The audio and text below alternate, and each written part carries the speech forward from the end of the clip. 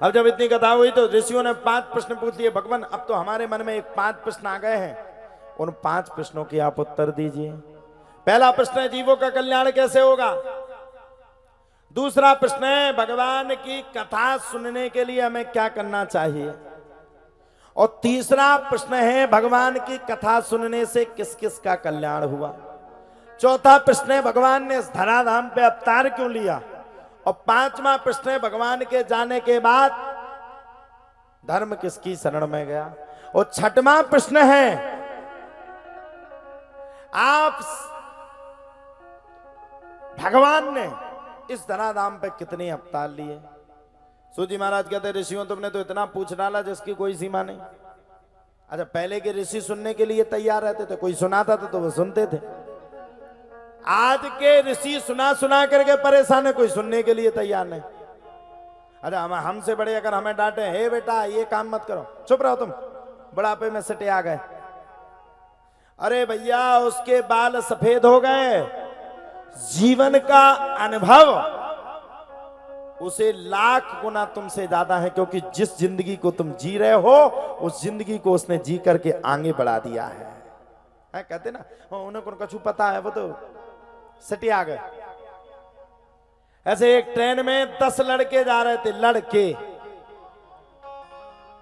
अगर के हटा दे तो लड़ प्लस के, जो हमेशा लड़ते उनका नाम लड़के। ट्रेन में जा रहे थे, जिससे बोले वो आदमी ध्यान से सुनना, ओ मैया सब ध्यान से सुनना। 10 लड़का जा रहे थे ट्रेन में। अब लड़कन को काम तो लड़का, लड़के जो लड़के चले उन्हीं का नाम लड़का।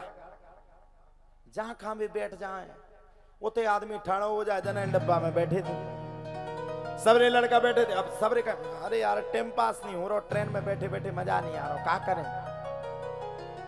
एक बोला एक काम करो चैन को खींचो, दूसरा बोलो चैन का खींचो कक्का याद आ जाए 2000 रुपया देने आयो की पेनाल्टी। अरे सबरे बोले तो कौन सी बड़ी बात है, 200 रुपया जोड़ लो। सबरे ने 200 रुपया जोड़ के इकट्ठे करके एक आदमी की जेब में डाल दें। चैन के जस्ट नीचे एक बूढ़े व्यक्ति बैठे थे। कहते ना आदमी निकल लगा था आज किन्ना लड़का हो इन्हें बड़ा उखा का स्वाद। अच्छा बड़ा उखा ये तो स्वाद है जो तुम्हें नहीं हतु, जितने तुमने रास जितने तुमने रास अबे रचा रहे उन्हें आओ रास मतलब उन्हें भी अपने टाइम शादी आदि तो हुई ना, तो हंसी मजाक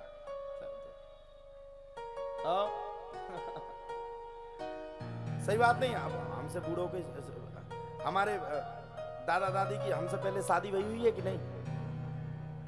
अच्छा अगर उनकी शादी हुई तो उन्हें जो पता है कि हमें की खंगा नहीं देने की खा नहीं देने। अब तुम्हारे उन्हें समझाओ तो वे तो बहुत कुछ जानत।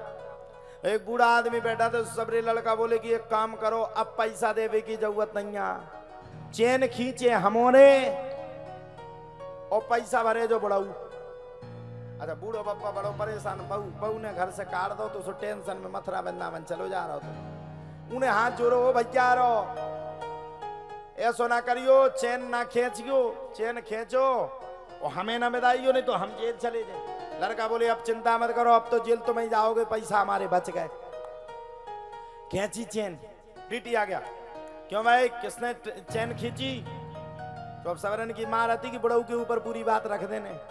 अरे बोले महाराज इनको बुढ़ापे में बड़ी माया आ गई, इन्हें इस चैन को खींचा, जो कि उसने खींचा नहीं था, लड़कों ने खींचा था। बूढ़ा आदमी भी बड़ा सयाना हाथ जोड़ के बोलो हो साहब हमने खींची थी। टीटी बोले क्या बात है क्यों खींची थी? अब साहब ना पूछो तो ठीक है, अरे बताओ तो सही। साहब ये 10 लड़कों ने हमें खूब मार मारी, हमारी जेब में जो 2000 रुपया आते वही लड़का ने धर ले। भागा लेके हमने कब धरी?